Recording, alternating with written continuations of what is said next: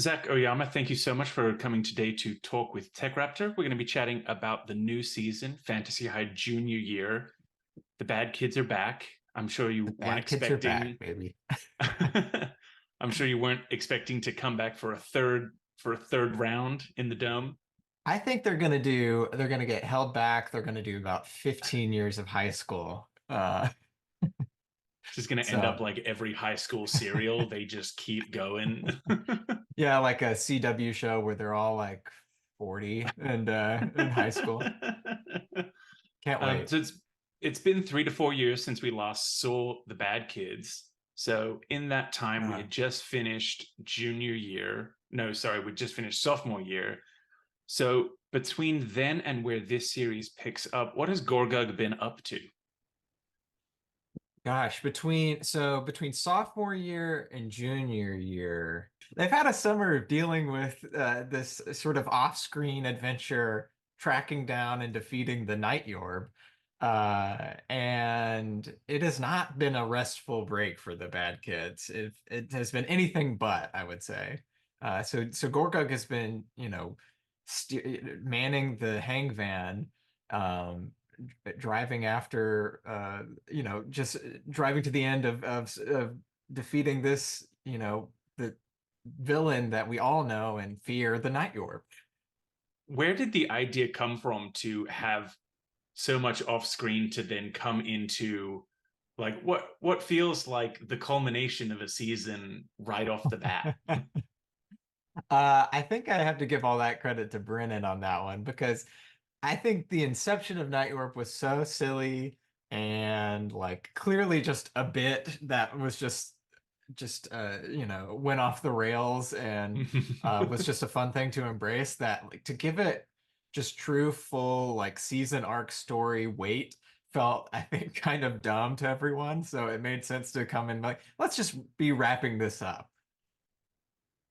How different was the experience at the table to have so many characters introduced that clearly every character is aware of from your adventure and minis placed down and new voices. What was that like at the table? It was really fun to just like have these uh you know companions that we clearly had such a deep relationship with going into the first battle, that that I'm pretty sure, if I'm remembering correctly, Brennan introduced them to us as we sat down. Like we didn't really know them, and so just it felt very much like an improv scene where, you choose to know about this person, or you choose to have a relationship that you're just making up. And Yeah. that was definitely the case for these characters. Uh, and I miss them every day. Yeah, I was sitting there watching the episode, looking stuff up, going, I know I didn't miss anything. What's going on? What is this? Is this a bit? This has got to be a bit. Yeah, you missed the whole season that definitely aired. I'll have to go back and figure out where that is. Most Dimension 20 seasons are kind of one and done. Fantasy High is back for its third season, including some live shows. Between the original season, sophomore year, and now junior high, how has your thinking about Gorgug's goals and personality changed and evolved? Yeah, thinking about who Gorgug is and where he started and where he is now, um, and just having the weird perspective of there's in real life have had multiple years in between these. It's interesting because we change as people as much as these characters probably would change as people. And I think Gorgug started off in almost kind of a sketchy, like a sketch kind of character start of like, what if the shy kid was like a rageful barbarian kind of uh, starting place. Just experiencing so much time like in character and then out of character, just thinking about the character, it's felt like, well, of course this character is going to change over time. And we'll see Gorgug realizing like maybe the interest he had in, say, freshman and I guess part of sophomore year have changed. And so he's kind of embracing sort of this artificer path and realizing like, I like, there's this thing that I like and I'm finding it, you know, as late as it must feel in high school when when you feel like you're behind in something when truly you have your whole life ahead of you. Uh, Gorga feels like he's behind, and so I think in this season, he's really trying to catch up on this newfound passion of his. Yeah, you did specify, that you're going to be slightly more artificer than he used to be.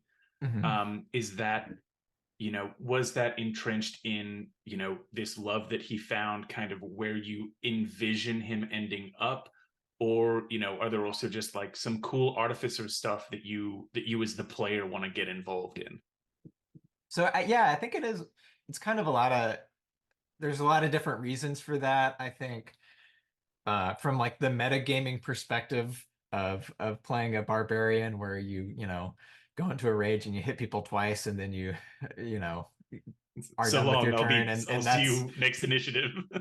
which is definitely fun. But I think playing so many characters in so many seasons, sometimes you have an itch of like, I want to do a little more in fights, and I want like that. That's very, out of game or out of character, want. But then Hmm. also just like the idea of like, yeah, your interests do change, and maybe you find a passion in a thing that like I think that I want to explore is just like maybe you're interested in something that you aren't good at or not necessarily that good at. And that doesn't mean you shouldn't try it. It just means that like you're starting where you are. And I think that doesn't mean it's like any less worth exploring. Oh, that's really sweet. That's a great thought. Yeah. um, Returning It is to really sweet Gorgo, of me. No. yeah, pat on back all around. Thank you. Thank you. Yeah. Returning to Gorgug after so much time, was it hard to get back in the role, or were there any kind of acting or improv lessons that you were keeping in mind to like refind the inner Gorgug inside? Yeah. I mean, it is interesting to come back to a character years after the fact and find what was always fun about playing this character, what is like new to playing the character. I think for Gorgug, I always try to take kind of a dumb, like maybe not dumb, but like an obtuse angle to things where like not just trying to play an idiot because that's Mm-hmm. not what Gorgug is, but like trying to find weird ways to misunderstand things or to find uh, ways in that like I still find interesting because like I think the game and D&D overall and role playing overall like yeah I'm just trying to search for some sort of depth that maybe wasn't always there. And I think a thing with Gorgug that I was trying to explore is like, yeah, they were kind of unpopular going into freshman year and experiencing that in freshman year and sophomore year sort of, but like maybe like less worried about that overall was the thing that I was like kind of playing with Gorgug. Like it's not like he's not worried about being cool. It's like a little less on his radar than it was in the past, I guess. Um, Coming into his own, found his group of yeah, friends. exactly. Yeah.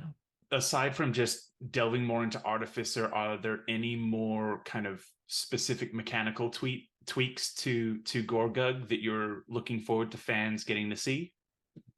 On the mechanical side, I think he is exploring, I think, a lot during the season. It's just the idea of like, I'm a barbarian and artificer stuff is, you're casting spells, you're doing things like that, where on paper, you're not supposed to be able to rage and cast a Hmm. spell at the same time.